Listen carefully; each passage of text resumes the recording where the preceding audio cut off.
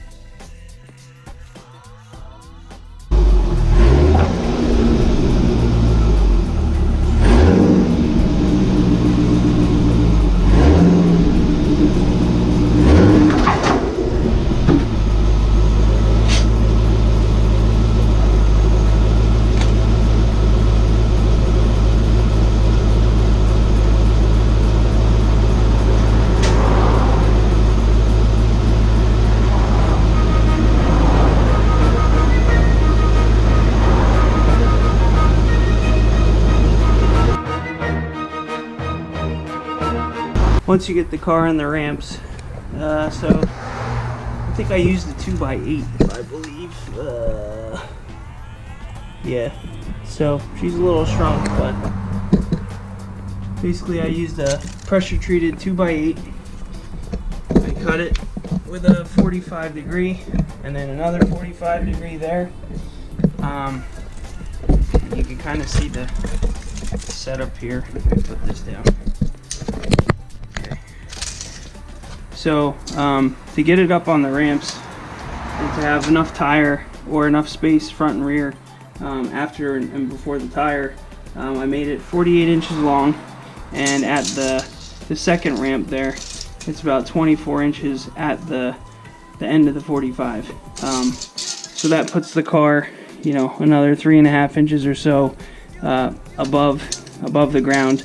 So if you don't have a low jack, like me, I just have one of those ones from Harbor Freight that's a steel 3-ton regular thickness. This allows you to put the car on these ramps and then get the 3-ton jack underneath while using another 2x4, which I cut matching front and rears. So you can see here, this one I believe it was like 24 as well. No, it's a little bit longer. So this one was about 26 long. This one was a 2x6. And then, you know, obviously 1.5 thick. But these go under the cross members, the aluminum cross members in the car, and it fits nicely so you can get jack stands on either side, support the car, and then this board stays up with the jack stand, so that way it's fully supported and you can take the jack out, and we'll get to that in a second.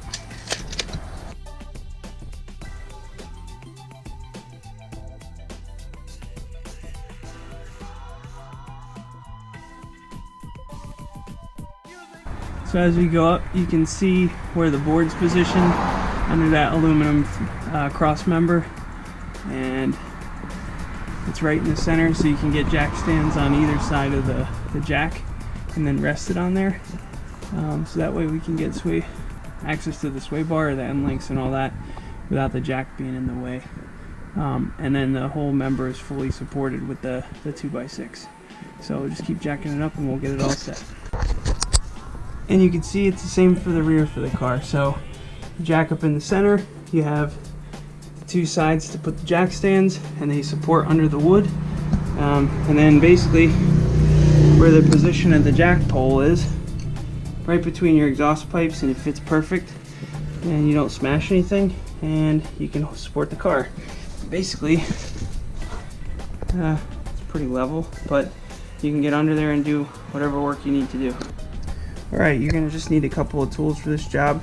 You're going to need a torque wrench of your choice, 18mm box wrench, 15mm box wrench, 6mm hex, just a 6-point, and then I use just a, gotta love that Honda, 18mm deep socket, and then a ratchet of your choice. You can use impact tools, of course, but I've already had these things off before, so it should be relatively easy to get out without impact tools.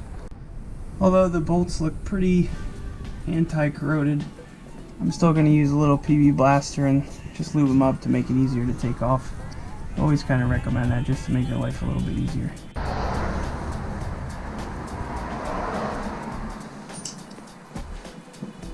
Okay, so you got to use a 15 for the lower control arm on the front of the head to hold it. Sometimes you get, you can see there, you get a little bit of rotation, and that can be a real pain in the butt just to hold it. Oops, the other one happens too, slips off. That's why I use the impact and get it off quicker, but I don't know why I'm really monkeying around here with this thing, but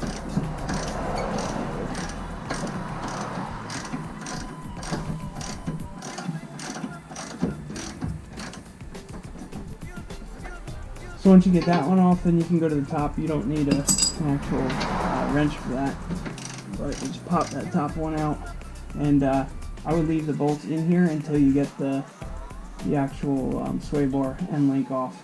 That way you have something to kind of hold it. And actually, one thing I noticed, you can see how the bushing is a little bit mushroomed. I mean, this is the stock one. I'm sure it's a little deformed. I mean, it is like 14 years old or whatever. So I'm glad I'm actually going through and doing this, and hopefully this car handles a lot better with the new sway bars. But we'll keep taking the bolts out, and then we'll get the other one prepared. The other thing about these sway bar end links, when you put the 6mm in there, you turn it to on, like you're going to tighten the actual hex, and then of course you're going to loosen the nut.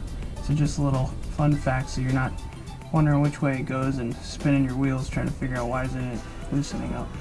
So for the rear bar, you're going to use the D-shaped bushings that come with the Hotchkis kit, and then you are going to obviously reuse your stock brackets. These are not directional. There's no bumps or anything in the inside. Like Volkswagens have a little bump that it makes sure that it goes a certain way. These ones appear to be the same on all sides, so you don't have to worry about confusing the top or the bottom or any of that stuff. And one important note, I don't know if the previous bars had the poly bushings that required greasing, but this kit, just as a clear note, it says do not grease the bushings. So don't grease the bushings, otherwise you might have some deterioration or some issues related to the material used. I'm not sure if there's actually polyurethane or what they use, if it's like a Delrin, because that seems to be the material of the age anyway. But yeah, so I'm going to get the bar prepared, slide these bushings on, get the clamps in, and then put it up in the car, and then get the sway bar links on. And for the sake of assembling these, you can see how I kind of push the bushing on. It has a little split in it, so you just kind of line it up with the end of the sway bar there, the split in line parallel with it, and then you're able to just kind of walk it down. Sorry. Kind of walk it down in place, and then you're going to take your clamp and basically just get it on there. Let's see if I can do this with one hand. Yeah. So then you basically put it on, you got both sides, logo in the middle, and then you're ready to put it in. Okay, a little tip for getting the bar in too. Once you get it in, the bolts for the control arm will still be there, so you can kind of rest the sway bar bushing bracket. Just put it on the bottom, just put the nut on quick, you don't have to kill it, just get it on so that way your bar is kind of resting and it doesn't fall and hit you in the face. And then you can get the top bolts and then the end links in. And in the directions it tells you to put a little anti-seize on the top bolt that goes into the actual cross member there. It's aluminum, so steel and aluminum don't play nice when the corrosion occurs, so it's probably a good idea. And then you're going to torque it based on the instructions. In the directions it actually tells you what torque to apply. So for now that we have the bolts tight, we're going to torque the top one here. That one's going to be 35 to 40 foot-pounds, and the bottom one, where you're going to have to hold the 15 millimeter on the backside and then tighten this 18, that's going to be 60 to 65. And that one's obviously tighter because it does house the actual control arm itself. So I'm going to go ahead and do that now. 65, and we're good. So once that's all torqued up, I'm going to take your wrenches down, and then you can move on to the actual link. And in the directions, it suggests that you use the middle hole of the three to start, and then tune the bar as your driving style permits. So I'm going to go with the middle, and once we do the front bar and things, drive it, see how it feels, and if it meets the way that I drive, then leave it, and if not, I'll change it to the outer or the inner hole. For the front bar, we're going to have a little bit different setup. You still need the 18 for the end links. You still need a 6-point hex for the end link. You are going to need a 13 for the two mount bolts, and you're going to need the torque wrench again to torque the 13s. So what we're looking at here is you've got that 13 and that 13, and then the end link down there. And the same goes for over here, 2 13s and an end link. Oh, it's really dark. But anyway, I'll take those all out and repeat just like we did with the back. And to maintain my own sanity, rather than try and get up at the top here with the end link on the other side with the 6 and the wrench, I'm just going to choose to take the bottom out and then pull the bar out, and I'll swap it over before I put the new bar back in. I don't need to lose any more hair than I've already lost, so it's probably the best for me to do it this way. So the front bar is out. You can see we got the mounts, the bushings, and then like I said, I just took the whole sway bar end link out from the control arm rather than try and monkey around with it on the sway bar. It's going to be way easier taking it out while we're on the floor. What I did notice too, also I think I mentioned this on the back, I don't know if you can really see that, but the front bushing really looks like trash on both sides. They both really looks like it got almost burned in. So I don't know if the rubber just had dry rotted there, and from the movement it kind of warmed up, tweaked it, and ended up like curling it up like burnt rubber. Or that's really just what happens to them. I'm not really sure. But so we're putting the new bar in. I'm gonna bench press this bad boy. Just kidding. It's really light, so you shouldn't have a problem. Again, if you can see that, I did put the end links on the bar. I'm gonna get it in there, and then I'll put the clamps in that go to the cross member there.